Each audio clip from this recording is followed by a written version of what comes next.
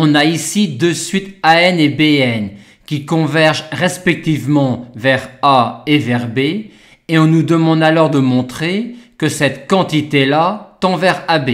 On aimerait faire intervenir dans cette quantité-là du AK-A et du BN-K-B. Pour cela, on va les mettre.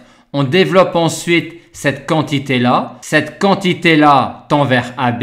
Cette quantité-là tend vers moins AB en vertu de ses arrows. De même, cette quantité-là tend vers moins AB.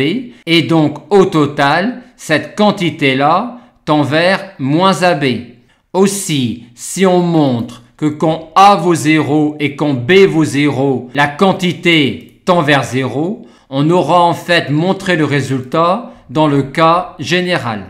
Limitons-nous alors à cette situation-là.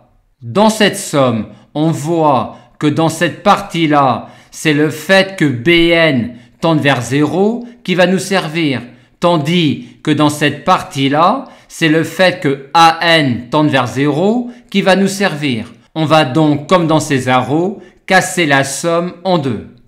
Et comme dans ces arrows, on va montrer que cette quantité-là tend vers 0 en revenant à la définition de la convergence d'une suite. Et on va essayer de montrer qu'il existe un indice à partir duquel la valeur absolue de cette quantité-là est inférieure ou égale à epsilon. Notons tout de suite que la valeur absolue de cette quantité est inférieure ou égale à ces deux sommes-là. Dans cette somme, vu que AN tend vers 0, il existe un indice P0 à partir duquel la valeur absolue de AK est inférieure ou égale à epsilon.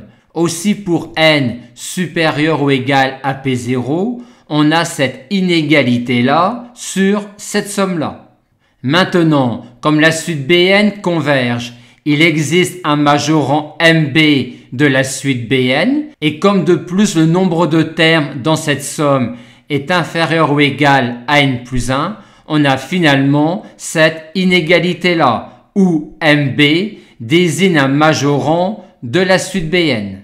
Dans l'autre somme, l'indice le plus petit en B est N moins P0 plus 1, qui peut devenir aussi grand que je le souhaite quand N tend vers plus infini. Aussi existe-t-il un indice N0 à partir duquel on aura cela. Et donc pour N supérieur ou égal à N0, on aura cette inégalité-là sur cette somme-là. Et finalement, cette majoration-là, comme ici, où MA désigne un majorant de la suite AN. Et c'est terminé. Pour chaque epsilon strictement positif, on a trouvé un indice N0 à partir duquel la valeur absolue de ma quantité sera inférieure ou égale à epsilon MB plus epsilon MA.